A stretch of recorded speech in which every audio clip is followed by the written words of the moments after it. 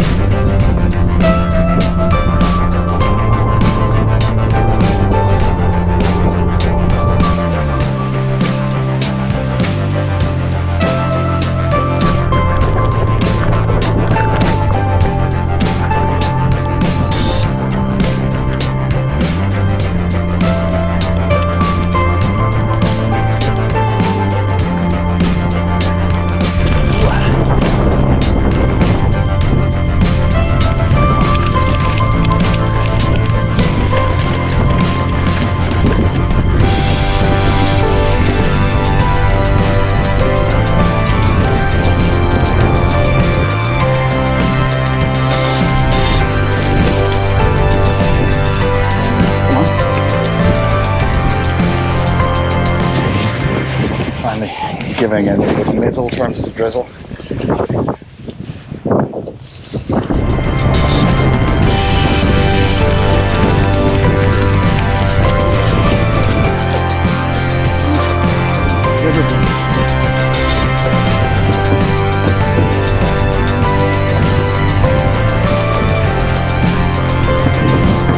So I've been riding up the east side of the Cheviots. Now they don't look very dramatic from here, partly because they're just hills, they're not mountains, and partly because the mizzle that's sitting over the top of the higher peaks there, so they're hiding. The Cheviots were formed over 400 million years ago when a part of the American continental plate containing Scotland sort of pegged it, in geological terms, across the ocean and smashed into the European plate, which included England. And the Cheviots were the result, and they were originally volcanoes. They don't look like it now. It was a very violent beginning, and as we'll see tomorrow, violence has scarred these hills for thousands of years, and even today.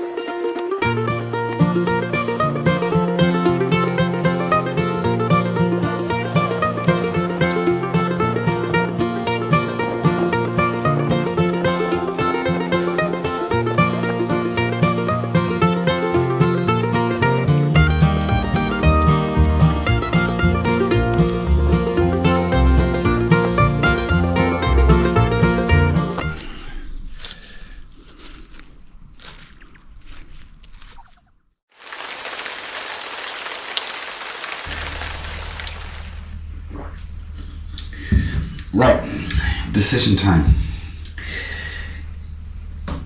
Yesterday was quite a nice day, a bit of mizzle, a little bit, but lots of nice sunshine. Got here nice and dry, put up the tent, started raining.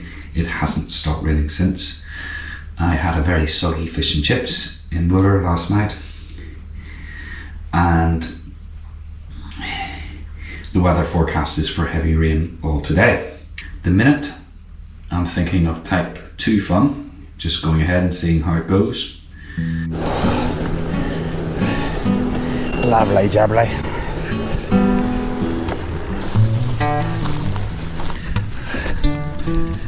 Took a wrong turn.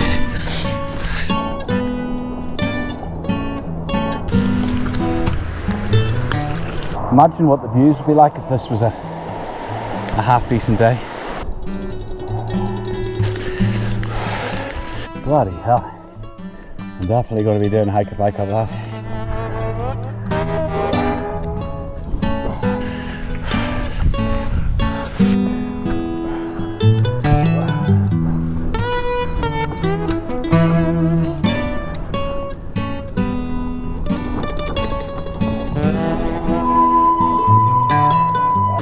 Not riding through that. Don't want to wade through that either.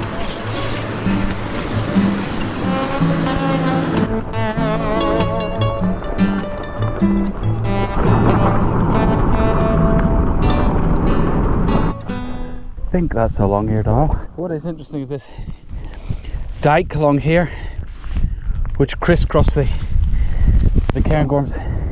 Nobody's quite sure what they're for, whether they're field boundaries, whether they're to keep stock in one area or whether they're defensive. Nobody's quite sure. Almost getting a view, almost.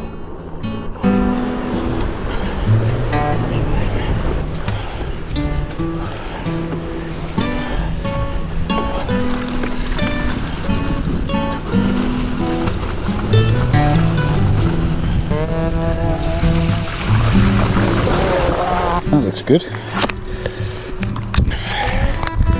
Oh, that looks like I should be going up that way.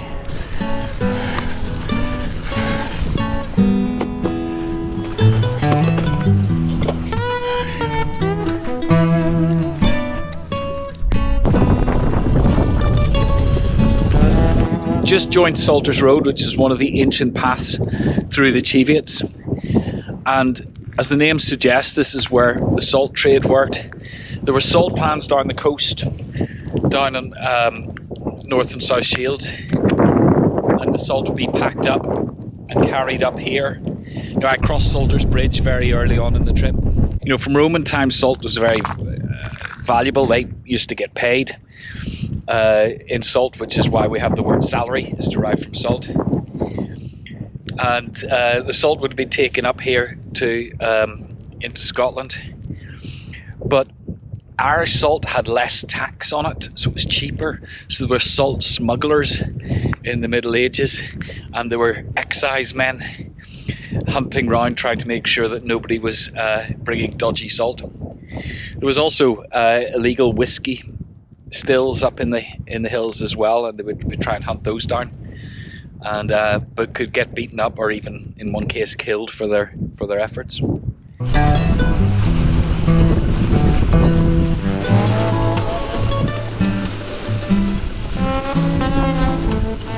So this is a massive holloway. It's not natural, it's not a stream. It's where cattle have been driven through the hills for hundreds of years, and it starts to erode a path, which then starts getting washed out by rain. And there's massive holloways all over the Cheviots, because droving was a big part in the sort of 17th, 18th century. Because until the train arrived, the only way you could get meat into a city was to make it walk there. Just come down and tell them. It's an old peel tower from the days of the reavers. I did a whole video on that. But for 300 years, this land was beset by cattle thieves and murderers and blackmailers, the infamous reavers.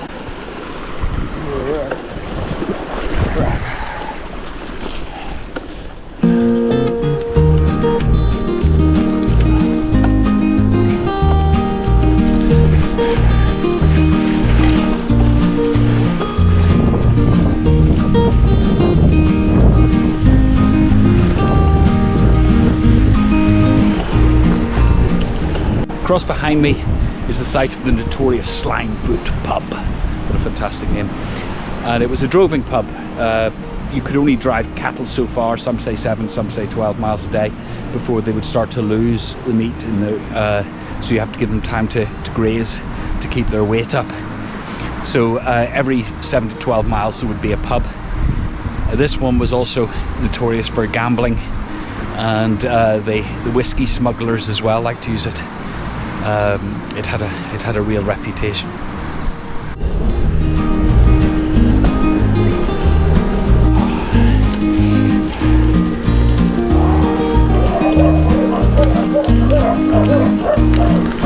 That's impressive.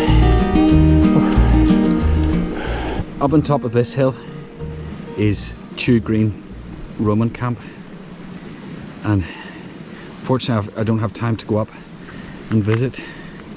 And this is way north of Hadrian's Wall. I suppose, like a lot of people, I thought, you know, the Romans invaded Britain, hit the line of Hadrian's Wall and decided they weren't going to go any further and built the wall. But it wasn't quite like this. This camp was built in AD 79 as a staging post for the first invasion of Scotland. And then when that didn't go terribly well, they fell back and the camp fell into disuse, and Hadrian's Wall was built in AD 122. But then a few years after that, the Romans attacked north again and went up as far as the Antonine Wall, which is in the I think it's between Edinburgh and Glasgow roughly. And this camp, which had been abandoned, was rebuilt again as a staging post, and Hadrian's Wall was abandoned for a while. And when they fell back again, Hadrian's Wall had to be refurbished, and this was abandoned again.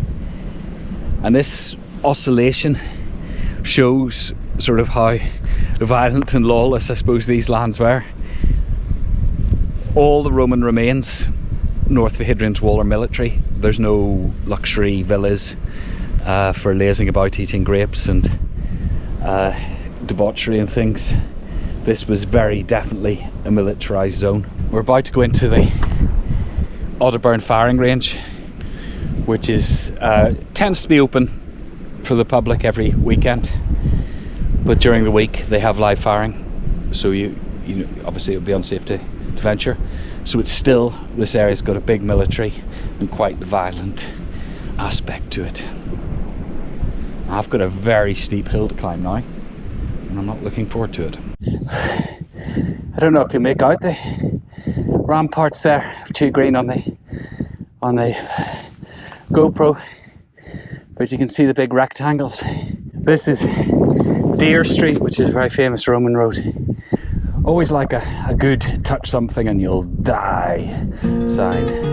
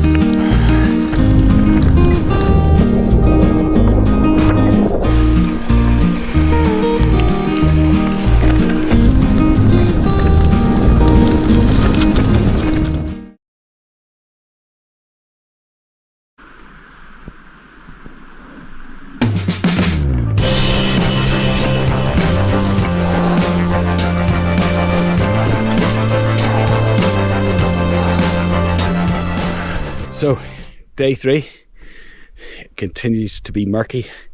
This weekend the weather was meant to be very good, I have to emphasise that, and it has been pretty poor. So everything I've got is wet, apart from my sleeping bag, which was a good thing last night.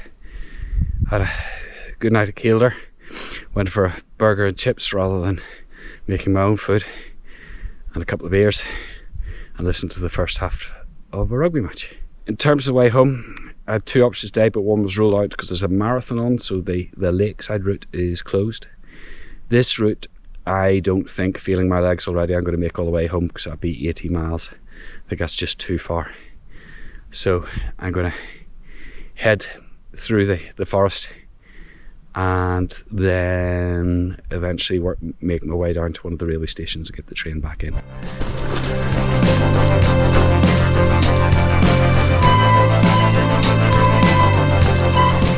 Just a bit of single track.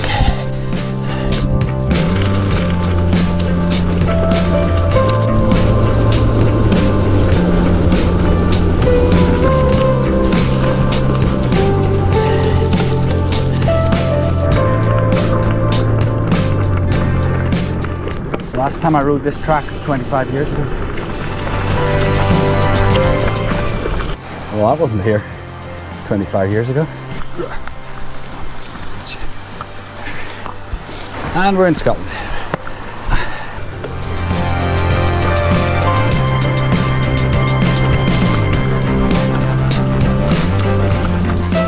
Crossing back into England.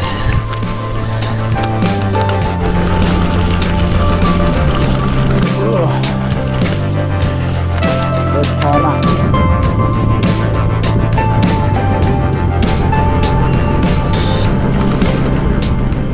For the first time in what seems like ages, I can actually see some scenery.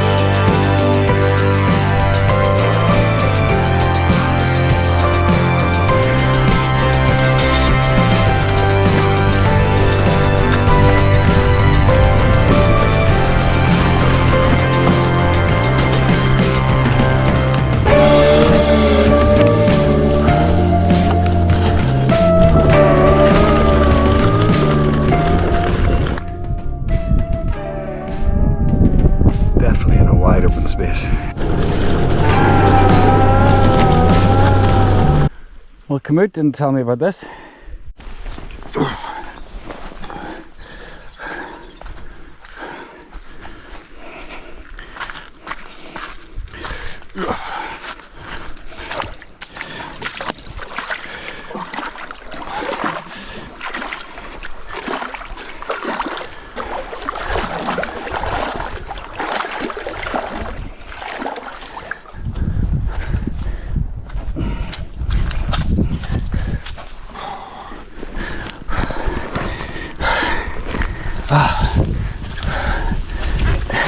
Ta-da! Sun's out!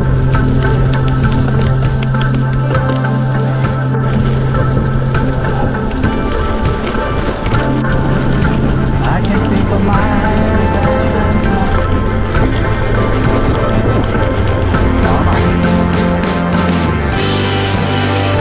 oh, the wind still.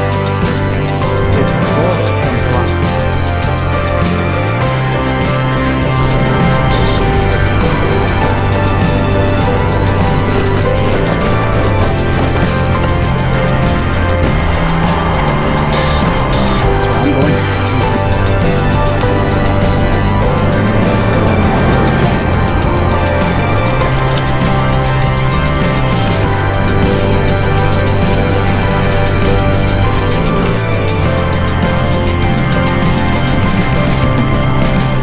So I'm in Hexham, where I've decided to finish the trip. You know, if you go bikepacking in October in Northumberland, you've got to expect rain, but the weather forecast was good. It was meant to be really good.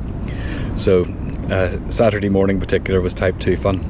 That insane hike a bike. I don't think anybody was getting up there in any sort of bike, or down it as well. It was far too steep to come down in a mountain bike or anything. You'd have to be a daredevil. But I've had a great time. Huge amounts of gravel riding around Kielder and through Walk Forest today. The drama of the fording the river. I've never gone into my thighs with a bike on my back before, and I've decided just to pack the journey in now at Hexham, get the train home, rather than slogging 20 miles for the sake of it. But yes, it's been a great little adventure, and I'm looking forward to the next one.